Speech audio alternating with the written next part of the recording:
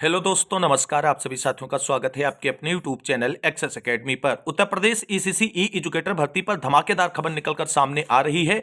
एक लंबे इंतजार के बाद फाइनल रिजल्ट का इंतजार कर रहे साथियों को बड़ा झटका।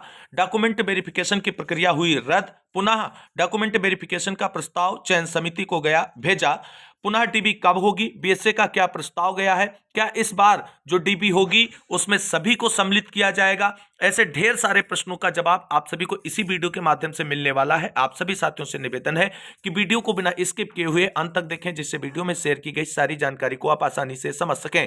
वीडियो में आगे बढ़ने से पहले छोटी सी रिक्वेस्ट है, प्लीज वीडियो को लाइक करें, दोस्तों में शेयर करें।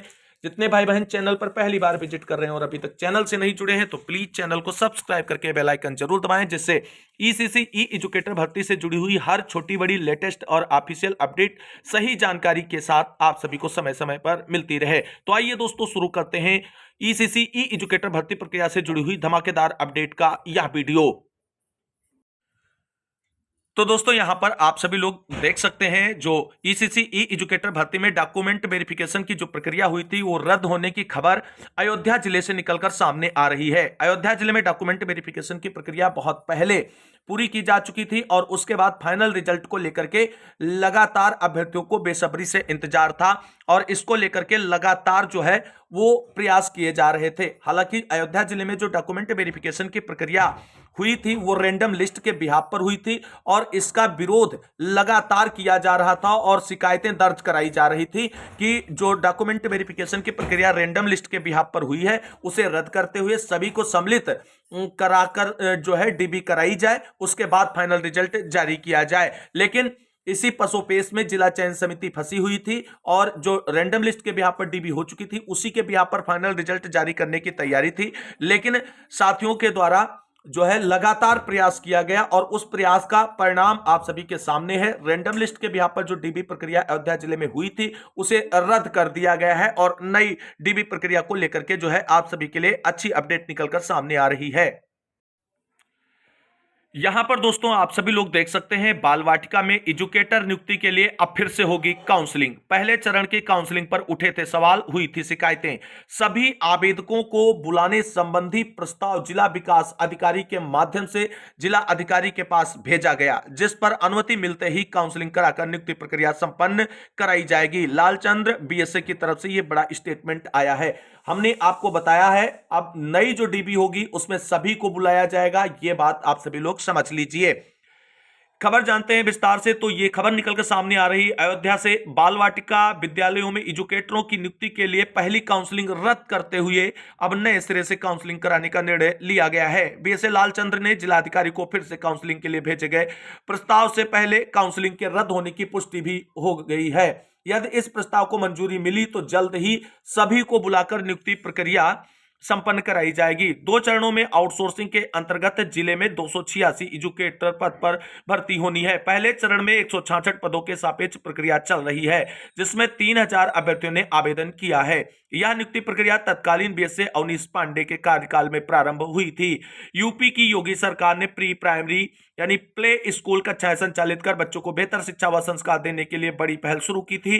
प्रदेश भर के जिलों में बाल वाटिका संचालित करने का प्लान तैयार किया गया। बीते वर्ष के सितंबर में पहले चरण की नियुक्ति प्रक्रिया भी प्रारंभ हुई। इसमें शासनादेश के अनुसार कुल पदों के सापेक्ष 3 गुना से अधिक आवेदकों को काउंसलिंग में बुलाया गया था।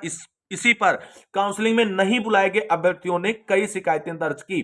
उधर विभाग ने काउंसलिंग में उपस्थित हुए 220 में से 166 आवेदकों की चयन सूची बना ली, लेकिन जब यह अनुमोदन के लिए मुख्य विकास अधिकारी के पास गई तो वहीं अटक गई।